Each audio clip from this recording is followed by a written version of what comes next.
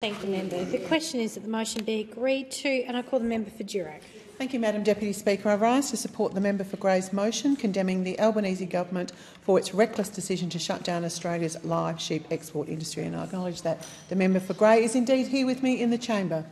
I'd like to begin my contribution to this debate by thanking all of the members of the Coalition's Agriculture, Water, Environment Policy Committee for visiting Western Australia and listening to our farmers who really are under attack. A visit, I might add, that the Prime Minister is yet to make. We had members from this side of the House travelling from New South Wales, Queensland, Victoria and South Australia, and what this trip really demonstrates is the unity of our coalition team. All of us on this side of the House are committed to the future of agriculture in this country and understand that the live sheep trade is an important component of that future. This reckless decision significantly affects communities within my electorate of Durack, as well as farmers across the electorate of O'Connor, and I'd like to take this opportunity to thank the member for O'Connor for his advocacy as well. As noted in the report, the decision to phase out the live sheep trade has already had a disastrous impact, with confidence in the industry being destroyed. As a result, local markets have been overwhelmed and prices have dropped significantly. Farmers are struggling to sell their sheep above the price of freight, and in some cases have had to make the tragic decision to sell their sheep at a loss or kill and bury them on their own farms. Can you imagine how heartbreaking that must be for those farmers? The number of farmers deciding to quit raising sheep altogether is progressively increasing, which has left communities within my electorate reeling. At the York Committee hearing, we heard from Karen Thomas, the President of the York Business Association. Karen is a relatively new resident to York, but has quickly picked up on Labor's bias against regional Australia. Although not directly connected to the industry, she said this decision will affect the town's long-term future.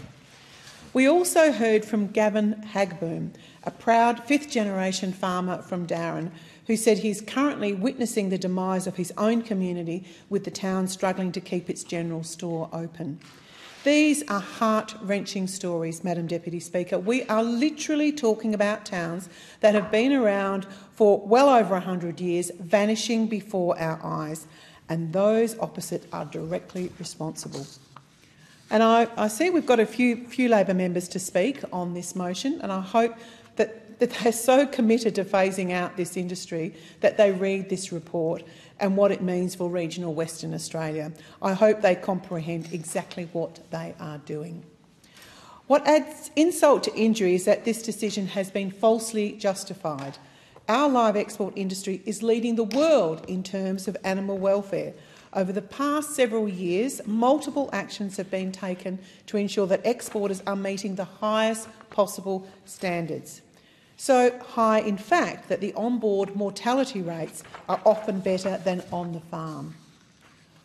What do those opposite think will happen if our industry collapses?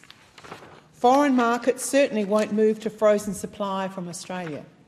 Instead, foreign competitors who don't care at all about animal welfare will fill the void. So not only will Western Australian farmers suffer, but so will the animals. I'd also like to note the timely fashion of this report being delivered, so well done to the member for Grey. Despite only visiting regional Western Australia just a few short weeks ago, the committee has been able to table this report today. If only the Minister for Agriculture worked to such a timely schedule, member for Grey. As we know, the independent panel delivered their report to the Minister in October, and it has still not seen the light of day. I expect it's gathering dust as we speak.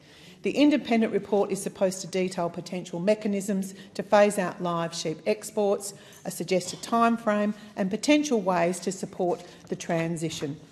I'd like to conclude by reflecting on the words of David Connolly, the outgoing president of the Northern Territory Cattlemen's Association, speaking on the latest delays, can you believe it, to the class action lawsuit against the Gillard government's actions shutting down the live export of cattle overnight in 2021, when he said this government is hell-bent on punishing the rural sector. I couldn't agree more. Once again, we see the needs and the desires and the livelihoods of regional Australians being put under threat just to satisfy the desire to get votes from the inner city Greens.